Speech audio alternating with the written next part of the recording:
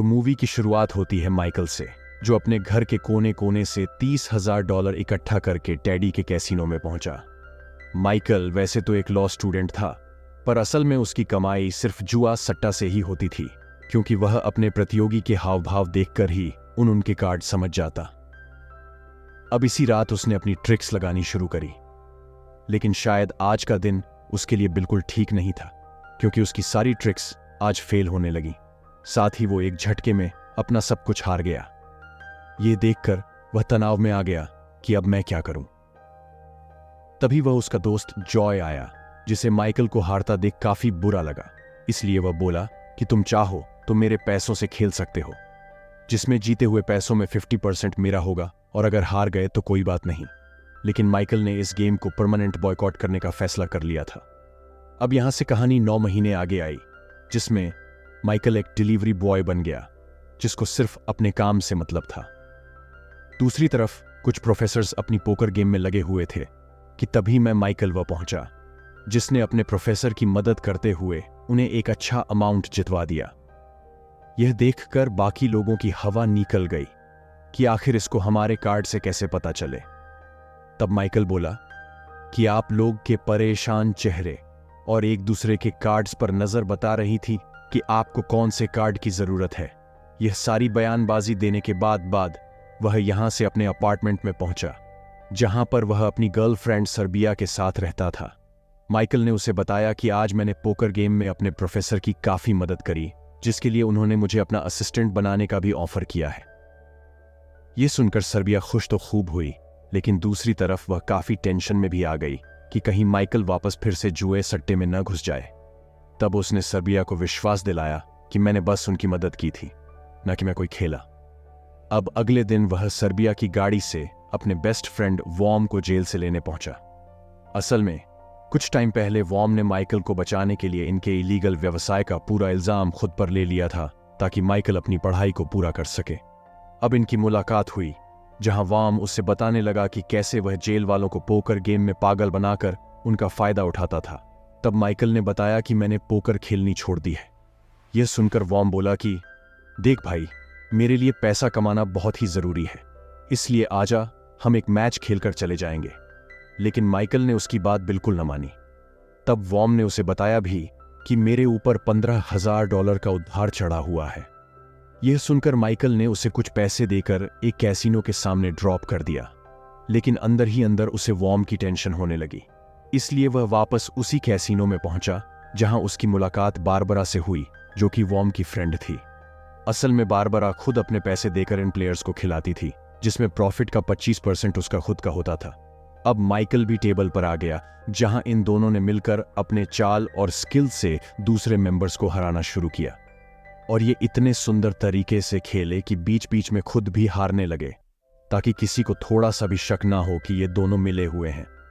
थोड़ी देर में गेम खत्म करके उन्होंने बारबरा को उसकी फीस दी, जिसके बाद दोनों यहां से निकल गए। लेकिन वॉर्म को शौक चढ़ गया, इसलिए वह अगले दिन फिर से माइकल को एक दूसरे पोकर ग्राउंड में लेकर पहुंचा। तब माइकल ने उससे सावधानी बरतने के लिए कहा, क्योंकि यहां पर ऑलरेडी काफी प्रो प्लेयर्स खेलते थे, जिन्हें इनके चाल का अच्छे से पता होगा। ये ज्ञानबाजी देकर वह खुद यहां से अपने अपार्टमेंट में पहुंचा, जहां सर्बिया ने उससे पूछा कि तुम कल रात कहां थे। माइकल ने उससे झूठ बोला कि मैं मॉम के साथ था। तब सर्बिया ने चुपके से माइकल की जेब चेक करी तो उसे उसमें काफी सारे पैसे दिख गए, जिससे वह समझ गई कि माइकल क्या कांड कर रहा है। तब भी अपने कैंपस में पहुंचे, जहां थोड़ी देर में जॉय भी पहुंच गया। जॉय ने अकेले में माइकल को बताया कि वो एक हाई क्लास कैसीनो में चीटिंग कर रहा है। तभी माइकल को उसकी टेंशन होने लगी, इसलिए वह वॉर्म को देखने पहुंचा, जहां उसने वॉर्म को बाहर बुलाकर समझाया भी कि भाई चीटिंग मत कर, वरना फिर तेरे को सारे गेम स्टेशन से ब्लैकलिस्ट कर दिया जाएगा। उसने ये भी बताया कि अगर तुम चीटिंग करते हुए पकड़े गए तो फिर माफिया तो तुम्हें नहीं छोड़ेंगे। लेकिन वॉर्म बहुत जिद्दी था, इसलिए वह वापस गेम खेलने पहुंच गया।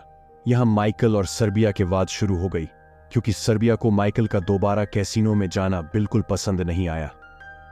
तब माइकल ने समझाया भी कि मेन बस वॉर्म की मदद करने गया था, क्योंकि उसे अपने $15,000 का उधार चुकाना है। लेकिन सर्बिया को इस बात से कोई भी फर्क न पड़ा। खैर, वॉर्म यहां अपनी जीत का जश्न मनाने लगा कि इतने में यहां ग्रामा नाम का एक आदमी आया, जिसने तुरंत वॉर्म को बाथरूम में बिछा दिया। असल में ग्रामा वॉर्म का पुराना दोस्त था जो अपना पिछला हिसाब चुकता करने आया था, लेकिन वॉर्म के पास इतने पैसे नहीं थे कि वह ग्रामा का उद्धार चुका सके। तब ग्रामा बोला कि असल में वो पैसे टैडी के हैं और टैडी एक माफिया बॉस है, इसलिए वॉर्म को उसके पैसे चुकाने होंगे। तब वॉर्म ने उससे वह पैसे चुकाने के लिए कुछ दिन मांगे, जिसके बाद ग्रामा वॉर्म के बचे कुचे पैसे लेकर यहां से चला गया। यहां माइकल भी अपने प्रोफेसर से मिला, जो कि ये जानने के लिए काफी एक्साइटेड थे कि आखिर वह बाकी लोगों के पत्ते कैसे पढ़ लेता है। माइकल बोला कि मैं सिर्फ उन लोगों के हाव भाव पर ध्यान देता हूं, साथ ही मैं अपने कार्ड के हिसाब से ही बाजी लगाता हूं। यह सुनकर प्रोफेसर काफी कंफ्यूज हुआ, क्योंकि ये बातें उसके सर के ऊपर से जा रही थी। खैर, अब यहां से निकलकर उसकी मुलाकात वॉर्म से हुई, जो कि टूटा फूटा पड़ा था। तब वॉर्म बोला कि मैं बस गिर गया था यार। लेकिन माइकल को उस पर बिल्कुल विश्वास नहीं हुआ। साथ ही जब उसने अपने अपार्टमेंट में जाकर देखा तो पता चला कि सर्बिया भी अपना सारा सामान लेकर यहां से जा चुकी है। उसके जाने के बाद माइकल का मन काफी उदास हो गया। तभी वॉर्म उसे समझाने लगा कि भाई, लड़कियां ऐसी ही होती हैं, तो अपनी जिंदगी अपने हिसाब से जी फलाना फलाना। तब माइकल वॉर्म की बातों में छड़कर दोबारा पोकर वर्ल्ड में खेलने के लिए मान गया। अब ये दोनों वेगस पहुंचे, जहां पर बहुत बड़े बड़े शर्त लगाई जाती थी। यहां पर इनका दोस्त जॉय भी था, जो कि हाई बेट शर्त लगाकर ही अच्छा प्रॉफिट कमा रहा था। अब इस रात उन्होंने अच्छा खासा प्रॉफिट कमाया। तब वॉर्म ने माइकल को बता दिया कि मेरे ऊपर ग्रामा का काफी पैसा चढ़ा हुआ है। तब माइकल बोला कि कोई नहीं, मैं तुम्हारी हेल्प करूंगा। अब ये दोनों ग्रामा के पास पहुंचे ताकि वो इन्हें कुछ छूट दे सके, लेकिन ग्रामा ने इन्हें सिर्फ 5 दिन दिए। तब से माइकल ने पोकर गेम और ज्यादा खेलनी शुरू कर दी, ताकि वो जल्दी से पैसे जोड़ ढाकर वॉर्म का कर्ज उतार सके। अब दिन पर दिन माइकल ने पोकर गेम खेल खेल कर पर काफी पैसे जुटा तो लिए, लेकिन अपनी जीत के चौथे दिन ही वह अपना आधा पैसा फिर से हार गया। ये देखकर वॉर्म ने आइडिया दिया कि क्यों ना हम मेरे दोस्त थे कैसीनो में खेले। पहले तो माइकल ने मना कर दिया, क्योंकि उस जगह काफी पुलिस ऑफिसर्स भी खेलते थे, लेकिन वॉर्म ने उसे विश्वास दिलाया कि उन ऑफिसर्स को कुछ नहीं पता चलेगा। अब उसकी बात मानकर ये वहां खेलने पहुंच गए। जान का पहला गेम तो काफी अच्छे प्रॉफिट के साथ गया, लेकिन जब यहां वॉर्म आया तो उन्होंने अपनी ट्रिक्स चलानी शुरू कर दी, जिसे देखते ही ऑफिसर्स ने इन्हें घेर कर मारना शुरू कर दिया। अब उन्होंने इनके बचे कुचे पैसे छीन कर भी इन्हें बाहर फेंक दिया।